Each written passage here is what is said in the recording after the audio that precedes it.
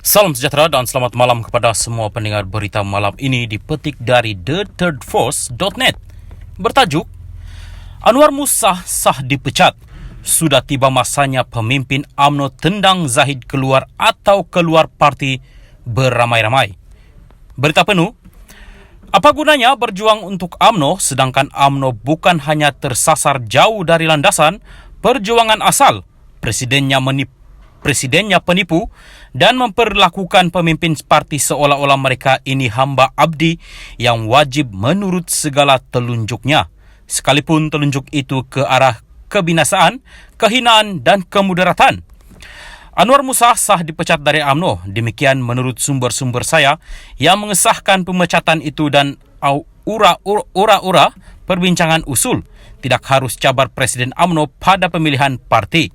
Kesemua ini mengesahkan dakwaan saya sejak berbulan lalu bahawa Datuk Seri Dr. Ahmad Zahid Hamidi akan lakukan apa sahaja untuk kekalkan kedudukannya sebagai Presiden UMNO, sekalipun perlu memecat mereka yang menegurnya secara ikhlas. Sudah ramai dipecat dan digantung, dan ramai lagi dikatakan akan menjadi mangsa.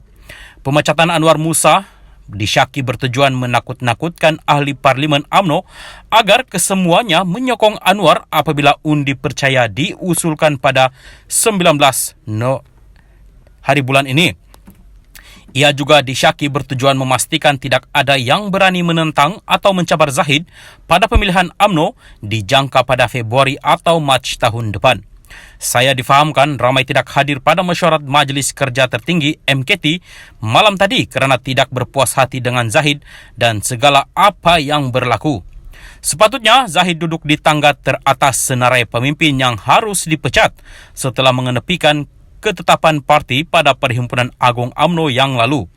Pada perhimpunan itu, UMNO memutuskan untuk tidak bekerjasama dengan Anwar dan DAP.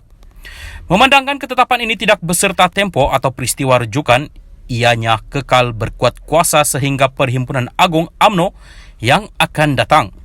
Namun, Zahid tidak mengendahkan semua ini. Dalam satu warka yang diutuskan secara rahsiah kepada Yang di-Pertuan Agung, Zahid menipu Sri Paduka Baginda Tuanku, kononnya kesemua 30 ahli Parlimen Barisan Nasional menyokong Anwar sebagai calon Perdana Menteri. Warka ini memarahkan ramai pemimpin UMNO sehari sebelum diutuskan. Zahid mendapat persetujuan kesemua ahli Parlimen Barisan Nasional untuk duduk sebagai pembangkang tanpa penyokong mana-mana calon Perdana Menteri. Bagi menghalalkan kerjasama dengan Anwar dan DAP, satu naratif palsu diwar-war kononnya Barisan Nasional dan Pakatan Harapan wajib membentuk kerajaan bersama untuk memungkinkan pelantikan Anwar sebagai Perdana Menteri. Ini merupakan naratif yang amat berbahaya, termasuk naratif kononnya Yang di-Pertuan Agung menitahkan kesemua 30 MP BN untuk bersama kerajaan perpaduan. Hakikatnya bukan hanya Yang di-Pertuan Agung tidak pernah menyentuh soal kerajaan perpaduan. Dalam mana-mana kenyataan rasmi, Zahid tentu tahu dari awal lagi bahawa kerajaan yang bakal terbentuk bukannya kerajaan perpaduan tetapi kerajaan minoriti. Apakah ahli-ahli Parlimen UMNO sanggup berdiam diri setelah diperdaya begini?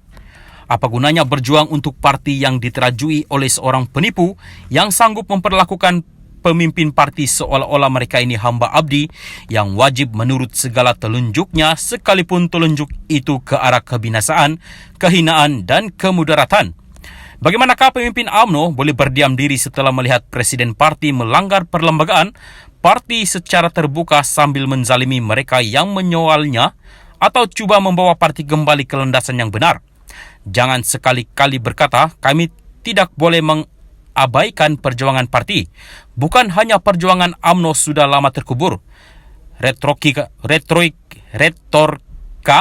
sebegini hanya membuktikan bahawa anda lebih rela duduk dalam penjara jahiliyah daripada berjuang demi kebenaran.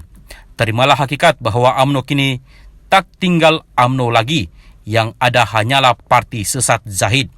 Jika benar pemimpin UMNO seperti Tan Sri Noor Omar, Datuk Seri Hishamuddin Hussein dan Datuk Seri Ismail Sabri masih menjiwai perjuangan agama, bangsa dan negara, sudah tiba masanya mereka lakukan salah satu daripada dua perkara ini, iaitu cetuskan EGM untuk tumbangkan Zahid atau Kedua, keluar parti beramai-ramai untuk sertai GTA atau Perikatan Nasional, termasuk ahli-ahli parlimen sekalipun perlu kosongkan kerusi Dewan Rakyat.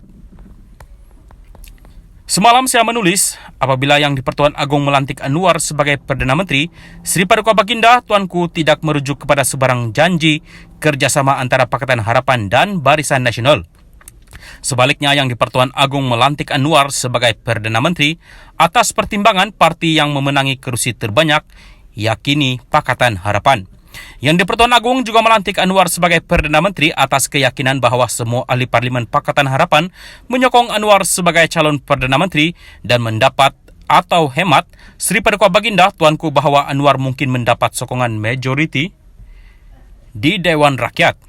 Ini selaras dengan peruntukan perkara 43-E Perlembagaan Persekutuan dan ianya turut bermakna Yang di-Pertuan Agong tahu bahawa Anwar akan bergelar Perdana Menteri Kerajaan Minoriti dan perlu membuktikan keabsahannya menerusi undian di Dewan Rakyat. Berita ini tidak bermakna itu adalah pendirian admin channel ini. Terima kasih.